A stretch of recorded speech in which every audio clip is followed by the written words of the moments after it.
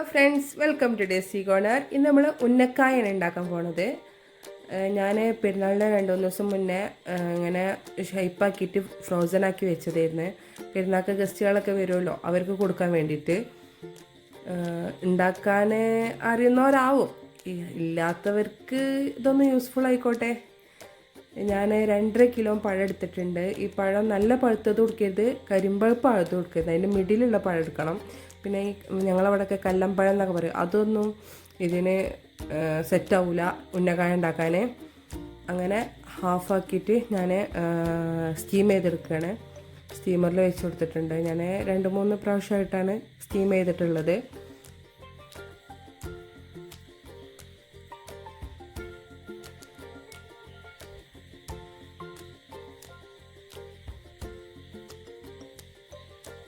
ഇനി ഒരു പാൻ വെക്കുക, അതിലേക്ക് 2 ടേബിൾ സ്പൂൺ ഗീ, 2.5 കപ്പ് തേങ്ങ ചിരവിയത് ചേർത്ത് കൊടുക്കുക. പിന്നെ പഴം മധുരം ഉണ്ടല്ലോ, അപ്പോൾ ഞാനൊരു 1/4 കപ്പ് ഷുഗർ ചേർത്ത് കൊടുത്തോളൂ. ഇനി നിങ്ങൾക്ക് ഇതിനും കൂടുതൽ മധുരം വേണമെന്നുണ്ടെങ്കിൽ ഒരു 1/2 കപ്പ് ആക്കുക. ഒന്നിങ്ങോട്ട് വഴന്ന് വരുമ്പോൾ ഒരു 1.5 ടീസ്പൂണ് ഏലക്കായ പൊടിച്ച് ചേർത്ത് കൊടുക്കുക. ഇനി ഒരു 5 മുട്ട ബീറ്റ് ചെയ്തെടുത്തത് ചേർത്ത് കൊടുക്കുക.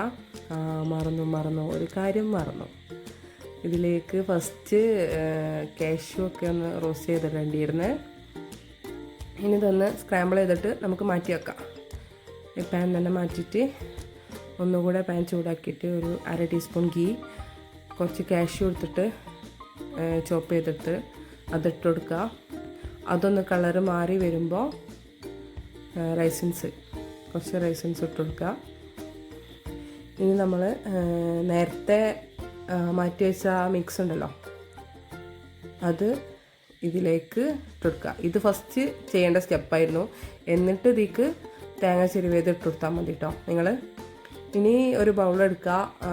ആ സ്റ്റീം ചെയ്തെടുത്ത പഴം, അതിൻ്റെ ഉള്ളിലെ കറുപ്പ് പോർഷനില്ല, അത് റിമൂവ് ചെയ്തെടുക്കുക. അങ്ങനെ ഓരോന്നും ചെയ്തെടുക്കുക. ഞങ്ങളവിടെ ആര്യം നമ്മളെന്തോ പറയും തോന്നുന്നു, എനിക്ക് കറക്റ്റ് അതിൻ്റെ പേരെന്താണെന്ന് അറിയില്ല. അത് ഓരോന്നിനെ റിമൂവ് ചെയ്തെടുക്കുക.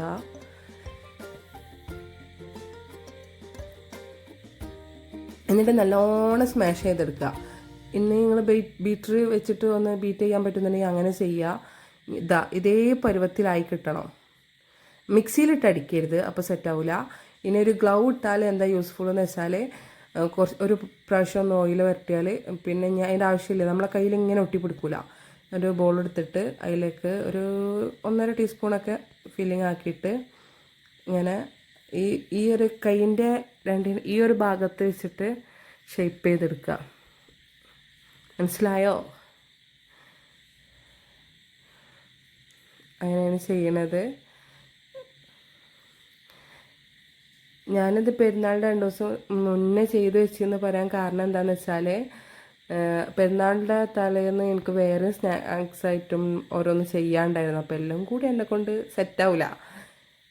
അപ്പോൾ പിന്നെ ഞാൻ എൻ്റെ പെരുന്നാളിൻ്റെ 2 ദിവസം മുന്നേ ചെയ്തിട്ട് ഫ്രീസ് ചെയ്ത് വെച്ചത്, നിങ്ങളുടെ പെരുന്നാളിൻ്റെ അന്നെടുത്ത് ഫ്രൈ ചെയ്തത്. ഒരു കുഴപ്പമുണ്ടായിരുന്നില്ല. നിങ്ങൾക്കൊരു 1 വീക്ക്, ഒരു 15 ഡേയ്സൊക്കെ ഫ്രോസണായിട്ട് സൂക്ഷിക്കാം. ഗസ്റ്റുകളൊക്കെ വരുമ്പോൾ അങ്ങനെ ആക്കി വെച്ചാൽ ഫ്രൈ ചെയ്തെടുക്കാം, ഒരു കുഴപ്പമില്ല.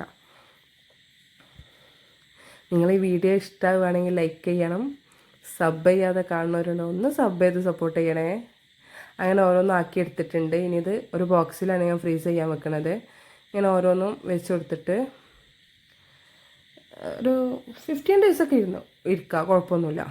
ഇനി മേലെ ആക്കി വെക്കരുത്. അതിൻ്റെ മുകളിലൊരു ഫോയിലോ അല്ലെങ്കിൽ ഒരു ബട്ടർ പേപ്പറോ വെച്ച് കൊടുത്തിട്ട് അടുത്ത ലെയർ വെക്കുക.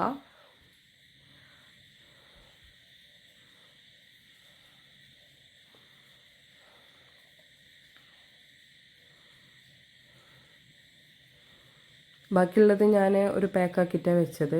ഇനി പെരുന്നാളിൻ്റെ അന്നത്തെ ദിവസം ഞാൻ രാവിലെ പുറത്തെടുത്ത് ഐസൊക്കെ പോയതാണ്. ഇങ്ങോട്ട് ചൂടായ എണ്ണയിലേക്ക് ഇട്ട് കൊടുത്ത്, എണ്ണയിലേക്ക് ഇടുമ്പോൾ ശ്രദ്ധിക്കുക, കയ്യിലേക്ക് എണ്ണ തെറിക്കരുത്.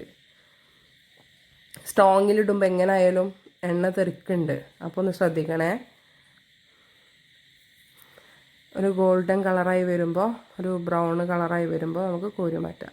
അപ്പം നമ്മളെ ഉന്നക്കായ ഇവിടെ റെഡി ആയിട്ടുണ്ട്. Thank you for watching.